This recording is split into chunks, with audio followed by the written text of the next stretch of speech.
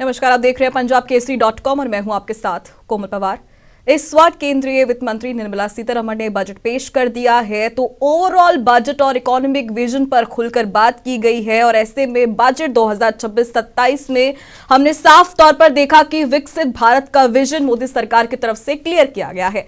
लेकिन अगर यहां पर बात करें टैक्स स्लैब की, तो कुछ विशेष छूट ना मिलने के कारण अभी कहीं ना कहीं जो शेयर बाजार है उसमें भी नाखुशी छाई हुई है। ऐसे में इस तमाम मुद्दों पर चर्चा करेंगे कि ओवरऑल बजट और इकोनॉमिक विजन किस तरह से प्रभावित होने वाला है। इस पर चर्चा के लिए हमारे साथ कुछ खास मेहमान जुड़ चुके हैं। हमारे साथ अरविंद सिंह तेजावत इकोनॉमिस्ट जुड़ चुके हैं और संदीप चौधरी जी जुड़ चुके हैं। बहुत स्वागत है आप दोनों का। अरविंद जी, सबसे पहला सवाल मैं आपसे लेना चाहूंगी। अब सबसे पहले तो जो स्लैब्स में जो राहत की जो उम्मीद मिडिल वर्क कर रहा था वो बिल्कुल नजर नहीं आया। तो ऐसे में अब मोदी सरकार का जो दूसरा स्टेप होगा या विकसित भारत का विजन हम कितना मजबूत बनाएंगे?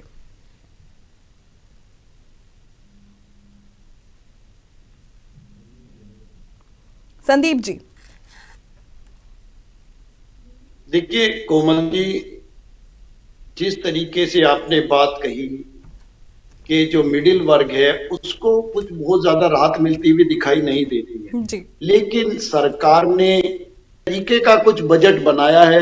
जिस तरीके से हम जब इलेक्शन में जाते हैं और अपना मैनिफेस्टो बनाते हैं और वो मैनिफेस्टो लोगों को अच्छा लगता है, महिलाओं की बात इसमें की गई है, गर्ल्स हॉस्टल हर डिस्ट्रिक्ट में बनाने की बात इसमें की गई है, रेलवे कॉरिडोर बनाने की बात इसमें की गई है, किसानों की बात इसमें की गई है, शिक्षा की बात भी की गई है, चिकित्सा की बात भी इसमें की गई है।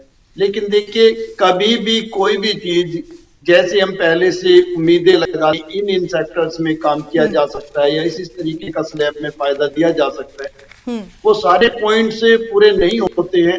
लेकिन ओवरऑल अगर मिलाकर के देखा जाए और ये बजट सही तरीके से धरातल पर उतरा, ये कहीं न कहीं हिंदुस्तान को आगे लेकर के जाएगा, लोगों का इसमें भला होगा, फायदा होगा, ऐसी बात नहीं है। तो अगर किसानों को थोड़ी राहत मिलती है तो उससे किसान के लिए अच्छा हो सकता है। अगर एजुकेशन की हम बात करें, अगर हम चिकित्सा की बात करें, तो मुझे लगता है अगर चिकित्सा एक बहुत बड़ा इशू रहा है हमारे देश में, महंगी हो गई है काफी चिकित्सा, अच्छे हॉस्पिटल्स में इलाज नहीं मिलता है, तो इन सब चीजों को अगर सरकार ने ध्यान में रखा है और ये चीजें थोड़ी आसान बनाई गई, तो मुझे उम्मीद है कि लोग इसका वेलकम करेंगे, स्वागत करेंगे। और अभी जो देखने में लग रहा है तो वो एक स्वागत योग्य कदम है सरकार का। बिल्कुल, कहीं ना कहीं अब सरकार ने यहाँ पर जीडीपी स्ट्रांग होने की बात कही है, फिजिकल डिफिसिट की बात करी है और कहीं ना कहीं आत्मनिर्भर भारत की बात करी है। तो ये जो तमाम अभी सरकार ने जो बजट पेश किया है वो तो एक तरफ है, लेकिन अरविंद जी, क्या ये 2047 का रोड मैप सेट करता हुआ नजर आएगा या सिर्फ एक शॉर्ट टर्म रिलीफ पर फोकस है ये? देखिए, अगर ईमानदारी से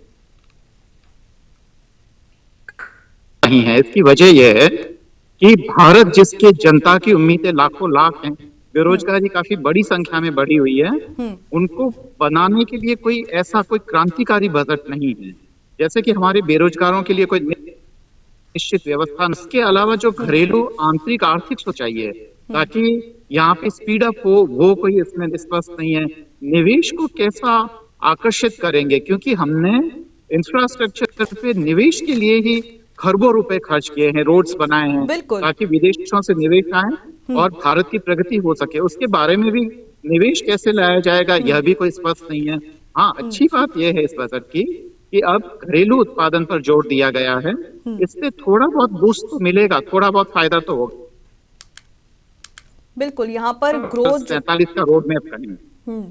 बिल्कुल। अगर यहाँ पर मैं इकोनॉमिक सर्वे की बात करूं अरविंद जी, इकोनॉमिक सर्वे 2026 जिस हिसाब से रिपोर्ट आई है उसमें 7.4% ग्रोथ प्रोजेक्शन है वो दिखाया गया है। तो क्या बजट में इस बार क्या रियलिस्टिक टारगेट्स दिए गए हैं और क्या ग्लोबल अनिश्चितताओं जैसे ट्रेड टैरिफ्स है, एफपीआई आउटफ्लो है, इन सब के बीच वो अचीव कैसे किया जाएगा? देखिए, मैं एक बात साफ साफ कह देना चाहता हूँ कि 90s के डिकेड में जो क्रांतिकारी जो बजट पेश किया था और उसमें बहुत ही पॉलिसी शिफ्ट था, ऐसी ही जरूरत में है, क्योंकि अगर घरेलू आंतरिक सुधार नहीं होंगे और खासकर जो ब्यूरोक्रेटिक जो हर्डल्स हैं उनको निवेश के लिए और वित्त किया जाएगा, तो जो घरेलू एमएसएमई हैं वो ग्रोथ नहीं कर पाएंगे, अभी भी बहुत हैं। अगर वह सुधार दिया जाता है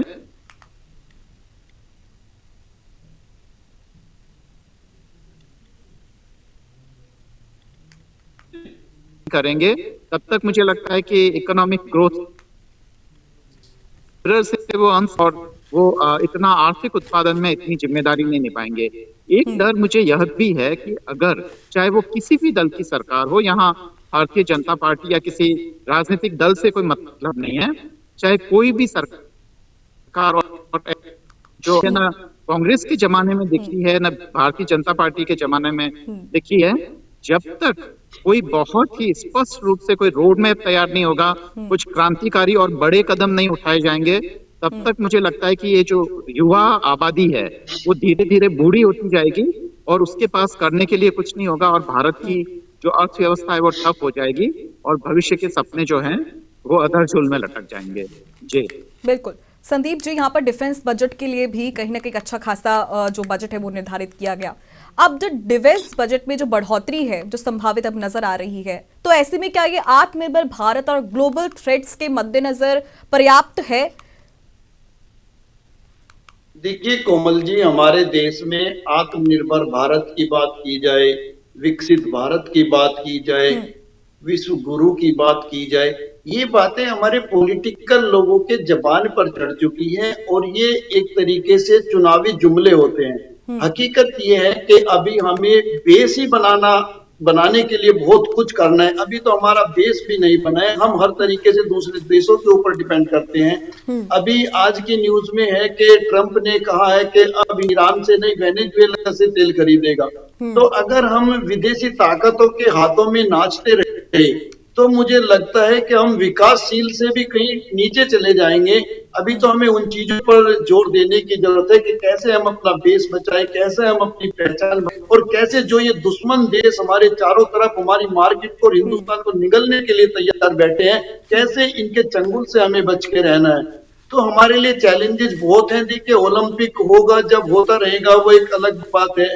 अभी हमें ये देखना है कितने लोग राशन पर टिके हुए हैं। 80 करोड़ लोग, सरकार का आंकड़ा है कि 80 करोड़ लोगों को राशन दिया जा रहा है, जिससे हिंदुस्तान आगे बढ़ रहा है। अब आप देखिए हम कैसे विकसित भारत की बात कर सकते हैं, कैसे आत्मनिर्भर भारत की बात कर सकते हैं। और जब तक हम कितना भी बजट बना ले, कितना भी डिफेंस पर लगा लें या दूसरी चीजों पर लगा लें, अगर हमारे रुपए की कीमत इसी तरीके से गिरती चली गई, जब मोदी जी को मिला 56 रुपए का डॉलर था, आज 90 रुपए प्लस हो चुका है, मेरे ख्याल से 100 पहुंचने वाला है। तो आप ये देखिए हम क्या खरीद पाएंगे और क्या कर पाएंगे, क्योंकि हमारे रुपए की तो वैल्यू नहीं रह जाएगी। बिल्कुल अरविंद जी, यहाँ पर ये रुपए गिर रहा है, ये अब सोशल मीडिया समेत तमाम न्यूज़पेपर की बड़ी हेडलाइन बन गई है कि रुपए जो ये अब गिर रहा है और अब लगातार मोदी सरकार भी इस पे टारगेट पे आ रही है। तो सबसे पहला जो ये रुपए का जो डाउनफॉल है, मैं इस पर आपकी थोड़ा सा चाहूंगी कि आप जनता को इस पर अपनी प्रतिक्रिया दें। देखिए रुपए गिरने की एक खास वजह है। देखिए भले ही हम ये कहे कि टैरिफ निष्प्रभावी है, पर अगर आप सूरत में जाएंगे, जयपुर में जाएंगे, तो वहाँ बहुत सारे जो हीरे कारोबारी है वो नीचे आ गए हैं। नोएडा में बहुत सारी फैक्ट्रियां बंद हो गई है। तो असर तो दिख रहा है, चाहे वो जनता इसे महसूस करे चाहे ना करें। और ये है कि रुपए की कीमत गिरने से हमारे जो खासकर आयात है वो काफी महंगे हो जाएंगे। हमें जो ज्यादा वो डॉलर्स खर्च करके और ज्यादा रुपए देके हमें सब कुछ करना पड़ेगा, तो सब कुछ चौपट हो जाएगा। और मेरे पूर्व वक्ता संदीप जी ने काफी ईमान बात नहीं है, हम क्रिटिकल नहीं है, हम ईमानदार हैं। और यही बात है कोमल जी कि अगर सच में किसी भी सरकार ने अगर ध्यान नहीं दिया, जो आर्थिक प्रगति जो सपने थे, आप देखिए ना 80 के डिकेड में चीन और भारत एक ही जगह पर थे, दोनों की जीडीपी में कोई खास फर्क नहीं था। पर आज चीन कहाँ है, हमारी जो लोग अगर यह सपने उनके पूरे नहीं करते हैं, केवल पॉलिसियां ठीक नहीं होने के कारण, केवल नीतियां ठीक नहीं होने के कारण, तो यह मुझे लगता है कि हमारा फेल्योर ही है, जिसकी तरफ हम सबको सम्मिलित रूप से ध्यान दें। बिल्कुल, अगर आप यहाँ पर स्क्रीन पर देख पा रही होंगे जो विकास भारत की विकास रफ्तार है, वो तमाम जो वेबसाइट्स हैं या रिसर्च पेपर्स हैं वो 7.2 से 7.8 तक की ग्रोथ दिखा रहे हैं कि 2026-27 में भारत इस तरह से ग्रोथ कर सकता है। लेकिन अब जैसे मिडिल क्लास को कहीं ना कहीं उम्मीद थी कि स्लैब्स को लेकर थोड़ी सी राहत आएगी, तो क्या अब जो ये हम आंकड़ा देख रहे हैं विकास दर का, ये क्या ऊपर नीचे हो सकता है? हो सकता है, पर उसके लिए वाकई निश्चित नीतियों की जरूरत है। पर मुझे एक उम्मीद है कि क्योंकि हमारा यूरोपियन यूनियन और ब्रिटेन के साथ, दोनों के साथ अलग अलग मुक्त व्यापार को लेकर संधियां हुई है, तो आगे आने वाले समय में इसका प्रभाव जरूर दिखेगा। आशावादी तो हुआ जा सकता है, पर निराशा इस बात में है कि जो कार्य शक्ति और जो मेहनत और जो रिसर्च हमारे पॉलिसी मेकर्स को करनी चाहिए, उसका पूरी तरीके से अभाव है। जैसा कि आप बहुत सारे जो सफलतम राष्ट्र हैं उनके यहाँ नहीं देखेंगे, जैसा कि भारत में दिखाई देता है। Komal ji, over to you. Sandeep ji, क्या प्राइवेट इन्वेस्टमेंट को क्राउड इन करने के लिए कोई नई स्कीम या PPP मॉडल की जरूरत है भारत को इस समय?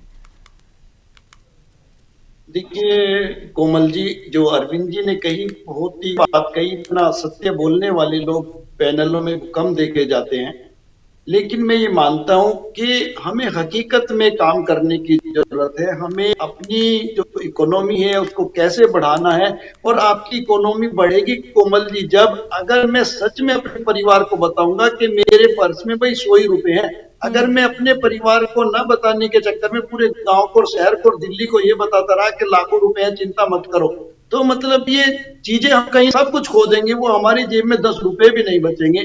तो हमें एक तो हकीकत में अपनी जो हकीकत है उससे रूबरू होने की जरूरत है।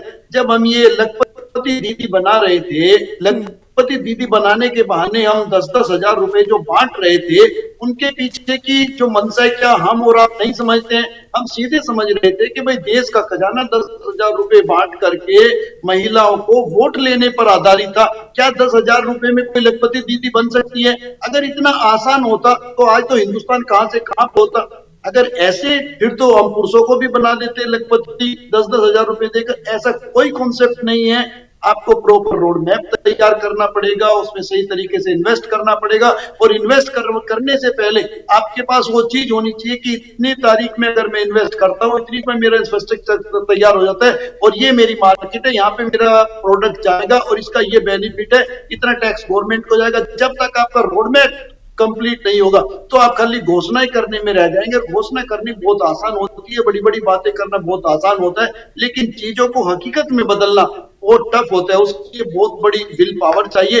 देखिए अमेरिका अपनी अर्थव्यवस्था को मजबूत करने के लिए क्या क्या कर रहा है, दुनिया में कितने मोर्चों पर लड़ाई लड़ रहा है। उसको चिंता नहीं है कि ईरान का नाश होना, ईरान के तेल पर उसका कब्जा होना चाहिए। उसको मतलब नहीं है वेनेजुएला का क्या होगा, लेकिन वेनेजुएला के तेल पर उसका कब्जा होना चाहिए। सीरिया में उसने यही किया, इराक में उसने यही किया, लीबिया में उसने यही किया।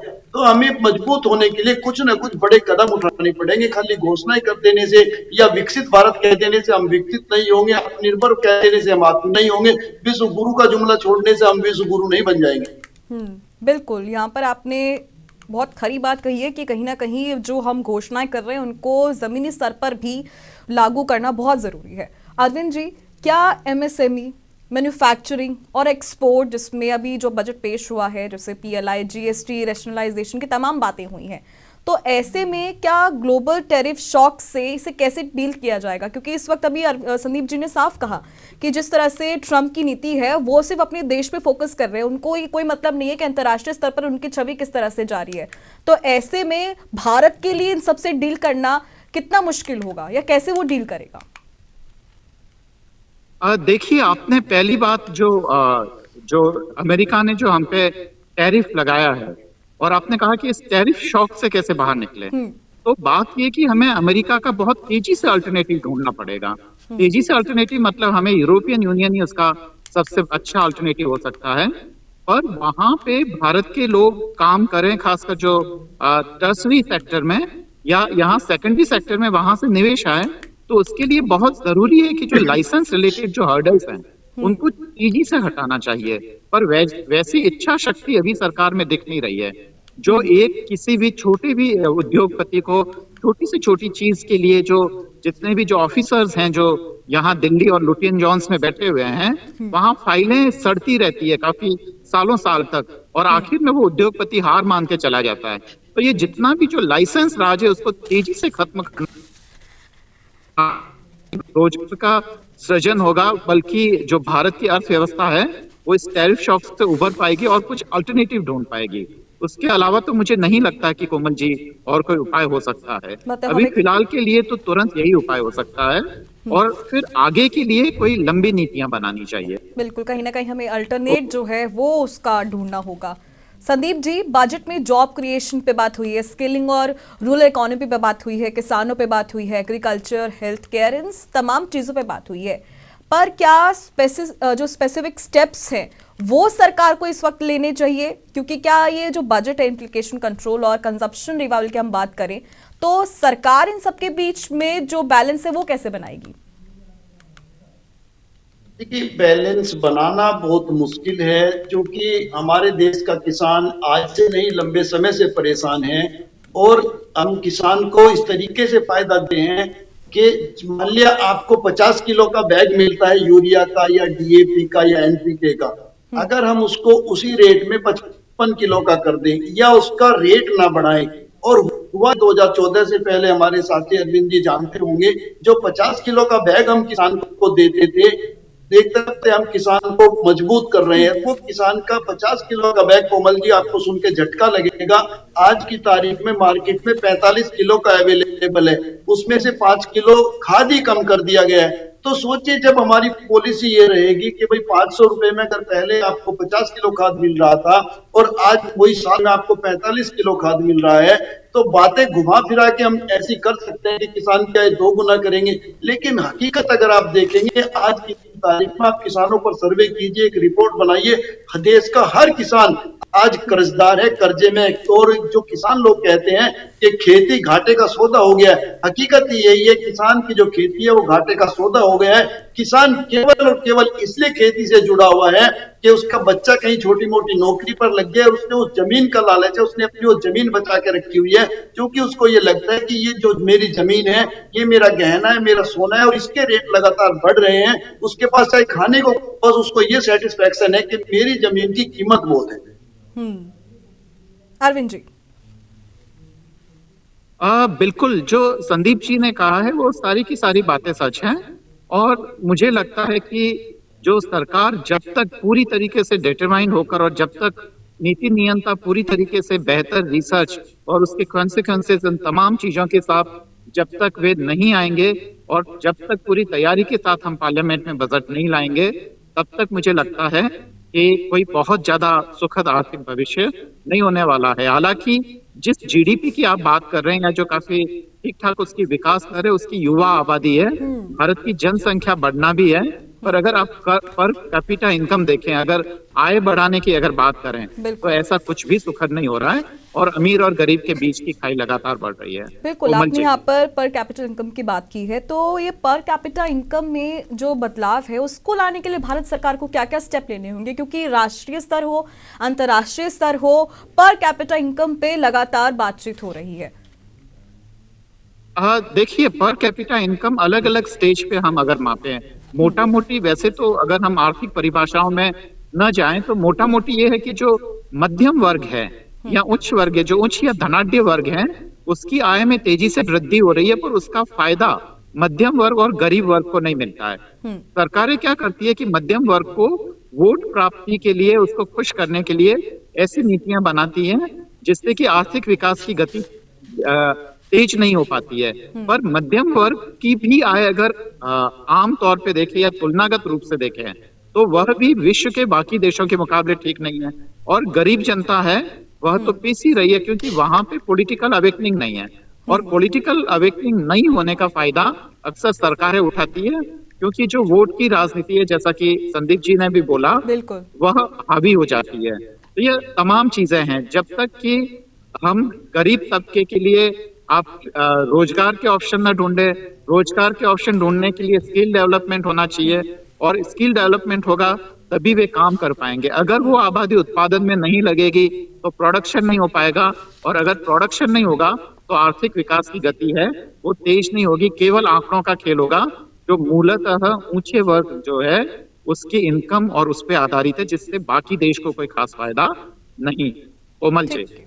संदीप जी, यहाँ पर इन्फ्लेशन जो है सीधे सीधे हाउस होल्ड बजट्स को कहीं ना कहीं वो इफेक्ट करता है, तो क्या ये बजट इन्फ्लेशन कंट्रोल और कंजम्पशन रिवाइवल के बीच बैलेंस बना पाएगा या सिर्फ ये कैपेक्स पर ज्यादा निर्भर है? देखिए कोमल जी, मुझे लगता है जिस तरीके से बजट पेश किया गया है तो सरकार तो हर चीज में बनाने की कोशिश करेगी, लेकिन जिस तरीके से हम उतार चढ़ाव देख रहे हैं हर चीज में, महंगाई अपने चरम पर है और डे बाई डे किस तरीके से महंगाई बढ़ती है, चाहे आप सोने को देख लीजिए कहां से कहां चला गया। हालांकि पिछले 1-2 दिनों में रेट कम आए हैं चांदी के भी और सोने के भी, लेकिन ओवरऑल अगर आप देखेंगे, चाहे कृषि के यंत्र देख लीजिए, चाहे बच्चों की एजुकेशन देख लीजिए, चाहे फेयर देख लीजिए, चाहे टोल पर आप चलते होंगे गाड़ी से, वो किस तरीके से वहां पर टोल के नाम पर लूट हो रही है, हर 60 किलोमीटर टोल लगा हुआ है। तो चीजें कहीं ना कहीं लोगों के लिए टफ होती चली जा रही है, इसमें कोई दो राय नहीं है। और सरकार को अगर अच्छा करना है तो सरकार के पास सॉलिड चीजें होनी चाहिए, और जिस मिनिस्ट्री से रिलेटेड जो मिनिस्टर है वो उस चीज के एक्सपर्ट होने चाहिए। अगर कोई फाइनेंशियल मिनिस्टर है जो देखता है तो चीज का एक्सपर्ट होना चाहिए। दुनिया की मिसालों के भाई फाइनेंस के मामले में इससे ऊपर कोई नहीं है। एग्रीकल्चर का जो मिनिस्टर हो वो एग्रीकल्चर का ज्ञाता हो पूरे तरीके से, जाकर के मुझे लगता है सही पॉइंट्स पे और सही बिंदुओं पे काम हो सकता है। होता क्या है, जानकारी तो है कानून की, बना दिया जाता है उनको फाइनेंस मिनिस्टर, जानकारी तो है स्पोर्ट्स की और उनको बना दिया जाता है एग्रीकल्चर मिनिस्टर। तो ये एजुकेशन हर व्यक्ति जानता है, पूरी दुनिया में जानता है, हिंदुस्तान में, कि एजुकेशन बहुत इंपॉर्टेंट है, लेकिन फिर भी एजुकेशन को आप पॉलिटिक्स में देखेंगे तो वो वरीयता नहीं दी जाती है। तो ये चीजें हैं जिन पे हमें काम करने की जरूरत है। अगर एक चपरासी भी हमारे देश में पढ़ा लिखा नहीं हो सकता, उसके लिए भी टेस्ट होता है, एग्जाम होता है, तो फिर जो पूरे देश को चलाने वाले लोग हैं वो कैसे ऐसे अनपढ़ हो सकते हैं या कैसे उनको जानकारी नहीं हो सकती है। और वो बात यहाँ पर बैठ के वो केमिकल इंडस्ट्री की भी कर लेंगे, वो स्पेस की भी बात कर लेंगे, वो सैटेलाइट की भी बात कर लेंगे, वो आपको बता देंगे कि किस टाइम हमें दूसरे देश पर अटैक करना है, कब बादलों से फायदा लिया जा सकता है, कब बारिश का साइड इफेक्ट हो सकता है। तो इन सब चीजों से हमारे देश की इमेज खराब होती है। सही व्यक्ति होना बहुत इंपॉर्टेंट है। सही व्यक्ति अगर सही नॉलेज होगी, देखिए अगर डॉक्टर को पता है कि इंजेक्शन इसको टीबी का लगना है और कैंसर का लगा दे तो मारा जाएगा, तो सही व्यक्ति ही जानते हैं। इसीलिए आपने देखा होगा सर को कोई देखता है, कानों को कोई देखता है, हार्ट के लिए अलग डॉक्टर होता है। लेकिन अगर आप देखेंगे जो हमारी मिनिस्ट्रीज है, अगर एग्रीकल्चर को देखें, एग्रीकल्चर कितना बड़ा एक फील्ड है, तो और एग्रीकल्चर को कितने हल्के में ले लिया जाता है, जबकि एग्रीकल्चर धान की रीढ़ की हड्डी है। बिल्कुल। अरविंद जी, अभी बातचीत के दौरान हम एक बड़ी खबर सामने आई है कि इस वक्त शेयर बाजार जो है वो धड़ाम हो चुका है। तो ऐसे में अब शेयर बाजार ही धड़ाम हो गया है, तो आगे की जो प्रगति है, विकास है, वो किस तरह से मापा जाए? क्योंकि जो बबल है एक तरह से जो फूटा है उसको हम किस तरह से ले?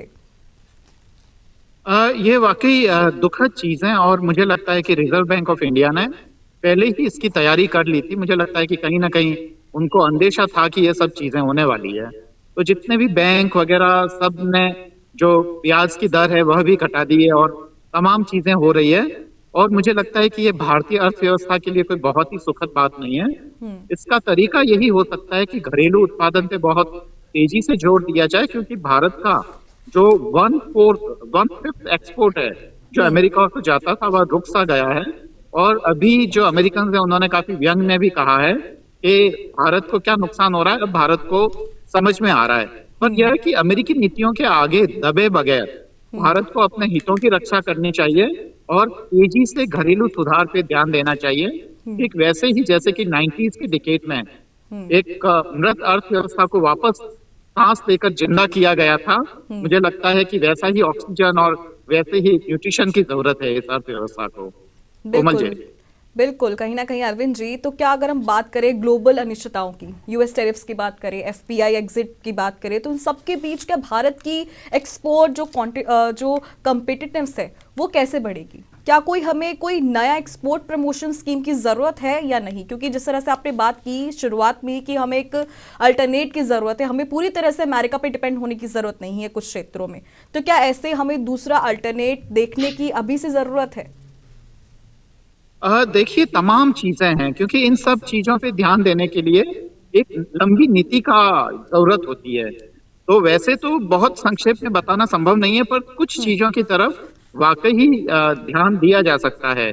जैसे कि खासकर मैंने आपको लाइसेंस राज की बात बताई, जैसे कि मैंने आपको अल्टरनेट्स ढूंढने की बात बताई, जैसे कि हमें प्राइमरी सेक्टर खासकर जिसपे खेती इत्यादि जो महत्वपूर्ण चीजें हैं उस पर ध्यान की जरूरत है। घरेलू उत्पादन और खासकर जो हम मेक इन इंडिया नाम का जो स्लोगन देते हैं उस पर ध्यान देने की जरूरत है। तमाम सब चीजों की जरूरत है, पर यह है कि केवल ये स्लोगन न रहें, यह हकीकत में जब तक नहीं बदलते हैं तब तक कोई खास मजा नहीं आएगा अर्थव्यवस्था में। एक चीज जो और ध्यान देने वाली है वो ये है कि आगे चैलेंजेस और बढ़ने वाले हैं। अगर हॉर्मुज स्ट्रेट पे अगर वो डिस्टर्ब रहता है तो भारत का जो खासकर निर्यात है वो और भी महंगा होने वाला है, क्योंकि हमें केप ऑफ गुड होप से निकलना पड़ेगा हमारे जहाजों से। इसके लिए जो यातायात की जो लागत है, जो ट्रांसपोर्टेशन के जो चार्जेस है वो काफी ज्यादा बढ़ जाएंगे, और उसके कारण जो हमारे कंसाइनमेंट्स, जो हमारे यहाँ के जो उत्पादक जो बेचते हैं वो काफी महंगे हो जाएंगे। तो ये चैलेंजेस भी आने वाले हैं। दूसरा और ये असर होने वाला है कि अगर पेट्रोलियम महंगा होता है, जो पहले से ही भारत में काफी महंगा है, तो ऐसी हालत में हमारे यहाँ पे जो इंडस्ट्रीज वगैरह है वो भी स्लो डाउन हो जाएगी, क्योंकि जब तक एनर्जी सोर्सेज हैं, चाहे वो अलग अलग तरीके से वो नहीं आते हैं, तो बहुत ही मुश्किल हो जाएगा, क्योंकि बिना एनर्जी के तो फैक्ट्रियां चलेगी ही कैसे। और बहुत सारा जो घरेलू जो ट्रक्स वगैरह जाते हैं उनका जो माल ढुलाई है वो भी काफी महंगी हो जाएगी, जो भाड़े हैं वो महंगे हो जाएंगे। तो अंतर्राष्ट्रीय जो हालात है उसके चैलेंजेस भी भारत को भुगतने पड़ेंगे। पर ऐसा लग रहा है कि शायद भारत में जो लोग हैं वो उसके लिए तैयार नहीं है, वो किसी चमत्कार या किस्मत पर विश्वास कर रहे हैं। बिल्कुल, कोमल जी, काफी सोचने का विषय है। संदीप जी, क्या अब एआई पर भी बजट में बात हुई है, तो एआई पर जो फोकस है वो विकसित भारत की तरफ कितना सफलदायक कदम साबित हो सकता है? देखिए कोमल जी, एआई की बात जरूर की जाती है। एआई बहुत इफेक्टिव भी रहने वाला है, एक नया टूल है जो मेरे ख्याल से नई ऊंचाइयां छूने के लिए तैयार है। और हिंदुस्तान के बच्चे आईटी फील्ड में बहुत अच्छे हैं। हमारी सरकार को ये भी ध्यान देने की जरूरत है।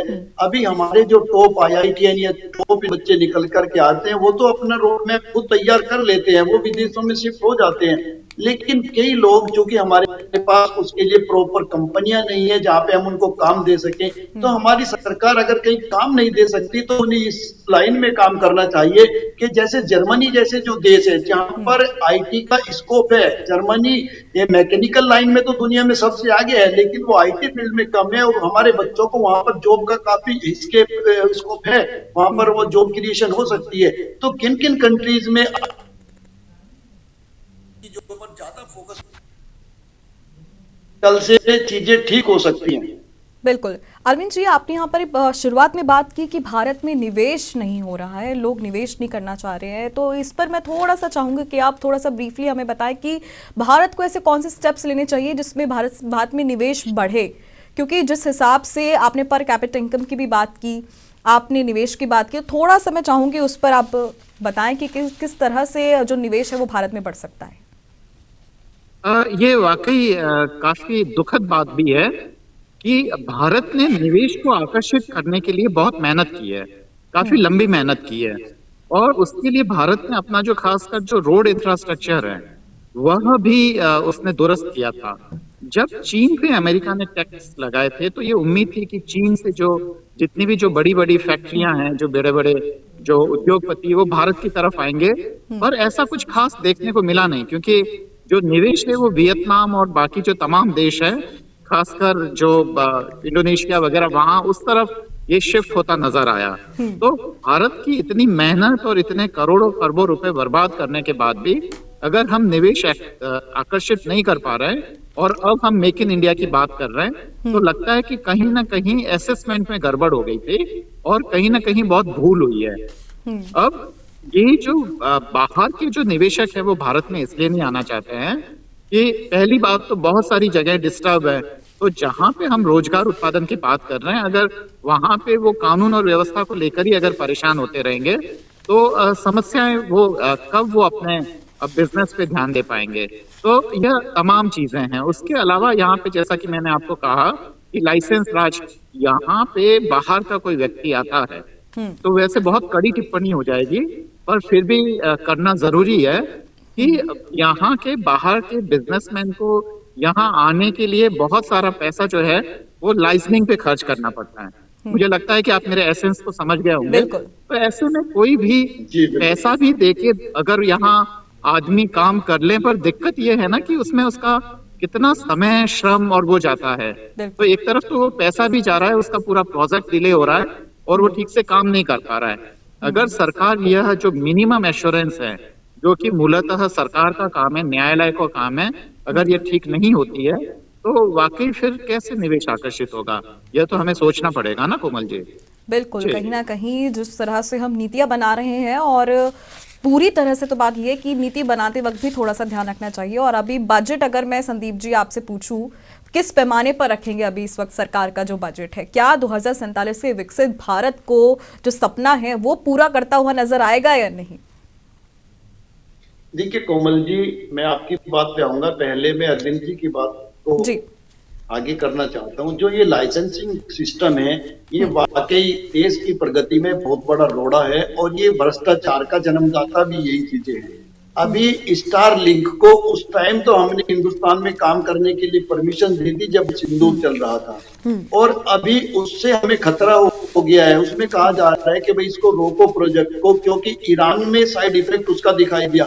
क्या हम इतने दूरदर्शी नहीं है कि हम अमेरिका की कंपनी पर, ट्रंप के दोस्त पर विश्वास कर सकते थे, क्योंकि ट्रंप हमें बार बार परेशान भी करता रहा है और किसी न किसी तरीके से उलझाता भी रहा है। हिंदुस्तान को ये खतरा हो गया है कि अगर स्टारलिंक का नेटवर्क यहाँ पर काम करेगा तो हमारे देश में अगर कहीं दंगा हो जाता है या कोई ऐसी स्थिति आती है कि प्रशासन नेट बंद करना चाहता है, और स्टारलिंक तो अपनी सर्विस जारी रखेगा, वो तो रोकेगा नहीं। उसने ईरान के अंदर ये करके दिखा दिया, जब सरकार वहां नेट बंद करना चाहती थी लोगों का, स्टारलिंक ने डायरेक्ट उनको सर्विस दी और आग में घी डालने का काम किया। तो ये चीजें हमारी सरकार को एक दूरदर्शी सोच होनी चाहिए। किस तरीके से काम होना समझ में नहीं आता, किसके प्रेशर में हरी झंडी दिखा दी जाती है और फिर डर करके चीजों को रोका जाता है, कैसे चाबहार फोड़ पर काम किया जाता है। हमारी सरकार को सबसे पहले तो ये देखने की जरूरत है कि हमारा जो पैसा है, अर्थव्यवस्था है, वो लगातार डाउन क्यों हो रही है। हमारा पैसा बेकार में, खाली वोट लेने के लिए कभी हम लखपति दीदी बनाने लगेंगे, कभी लाडली बहना के नाम पे पैसा बांटने लगेंगे, कभी हम किसानों को किसान सम्मान निधि देने लगेंगे। वो किसान सम्मान निधि का मतलब 2000 रुपए हम दे करके उनको 3 महीने में क्या साबित करना चाहते हैं। और फिर अगर कल कोई मजदूर यूनियन हो गई, वो कहेंगे भाई मजदूर सम्मान निधि कहाँ है, तो सोचिए देश के अंदर कितना मजदूर है। तो हमें ये देखना पड़ेगा हमारा पैसा वेस्ट कहाँ जा रहा है। आप सही दिशा में पैसा लगाइए, लोग स्वागत करेंगे। आप एजुकेशन पर पैसा लगाइए, सबको एजुकेशन दीजिए फ्री में, कोई प्रॉब्लम नहीं है। बिल्कुल, आप देश शिक्षा में पर पैसा कुछ लगाइए, इस तरह के शिक्षा पर सेक्टर्स पैसा हैं दीजिए। जहां और पर एक कोमल जी सबसे जरूरी, कोमल जी एक सबसे जरूरी जी, चीज जी। है, अगर देश को आगे बढ़ना है तो हमें अपनी जनसंख्या नियंत्रण करनी पड़ेगी। जो फैसला उस जमाने में संजय गांधी ने किया था, हकीकत में एक ऐसा बड़ा फैसला करने की जरूरत है। हिंदू हो, मुस्लिम हो, सिख हो, ईसाई कोई भी हो, इसमें न धर्म देखनी न जाति देखनी, हमें जनसंख्या पर ब्रेक लगाना पड़ेगा। हमारे पास संसाधन भी, नेटवर्क बहुत है, बस बहुत है, ट्रेनें बहुत है, हवाई जहाज बहुत है, लेकिन ये जो भीड़ है, ये भीड़ तंत्र भी एक बहुत बड़ी समस्या है। इसको भी कंट्रोल की जरूरत है और सॉलिड पॉलिसी लेकर के आने की जरूरत है। और भ्रष्टाचार की कमर तोड़ने की जरूरत है। अगर चाइना में कभी भी हम सुनते हैं कि मंत्री को फांसी पर चढ़ा दिया भ्रष्टाचार के मामले में, हिंदुस्तान में क्या कारण है जो आज तक एक एमपी फांसी पर नहीं चढ़ा, एक विधायक फांसी पर नहीं चढ़ा। और ठीक हम है, और आप मुद्दे से हर भटकते कोई नहीं जानता है देश की बिल्कुल। राजनीति में भ्रष्टाचार सबसे ज्यादा है। बिल्कुल ठीक है, मुद्दे से भटकते नहीं है। तो संदीप जी, बजट के पैमाने पर कितना खरा उतरेगा 2047 का सपना? मैं आखिरी प्रतिक्रिया चाहूंगी इस पर। देखिए, बहुत महत्वपूर्ण बात आपने कही है। सरकार ने बहुत चीजें बताई हैं, बहुत चीजें दिखाई हैं। मुझे लगता है जिस तरीके से किसानों की आय 2 गुना सरकार ने कर दी, जिस तरीके से 100 स्मार्ट सिटी सरकार ने बसा दिए, जिस तरीके से काला धन सरकार लेकर के आ गई है, जिस तरीके से इसका देश के अंदर हो रहा है, जिस तरीके से डिजिटल इंडिया देश के अंदर अंदर उसी तरीके से इस साल में शायद हिंदुस्तान चमकने लगेगा, ऐसी मैं उम्मीद करता हूं। संदीप जी बहुत शुक्रिया, अरविंद जी बहुत शुक्रिया हमारे साथ जुड़ने के लिए, इस चर्चा को खास बनाने के लिए बेहद शुक्रिया। बहरहाल अब जिस हिसाब से देश का बजट आया है तो जो मिडिल क्लास वर्ग है उसको भी तमाम उम्मीदें हैं। अभी भी रक्षा बजट में भी सीधे तौर पर काफ़ी सारी जो रियायतें हैं वो दे दी गई हैं। तो अब ऐसे में विकसित भारत के सपने को लेकर जो सरकार है वो लगातार बातचीत कर रही है। 2047 का विकसित भारत का जो सपना है वो किस तरह से पूरा होगा उस पर सभी की नज़र टिकी हुई है।